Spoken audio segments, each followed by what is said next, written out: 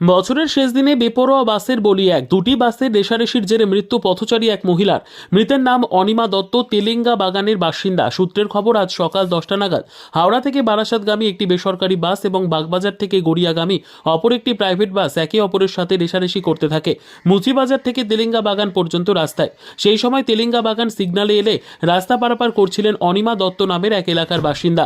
সেই সময় রেষারেষি করার সময় মহিলাকে ধাক্কা মারে এলো 238 বাসটি। ঘটনাস্থলে মৃত্যু হয় অনিমা দত্তের। এরপরই দুটি বাসকে আটক করে ভাঙচুর চালায় এলাকার বাসিন্দারা। প্রতিদিন এই বাসেদের দৌরাত্ম্য বেড়ে চলেছে বলে প্রতিবাদের রাস্তা অবরোধ করে এলাকার বাসিন্দারা। ঘটনাস্থলে পৌঁছয় মানিকতলা থানার পুলিশ। দেহটিকে ময়নাতদন্তের জন্য আরজিকর হাসপাতালে পাঠানো হয়েছে।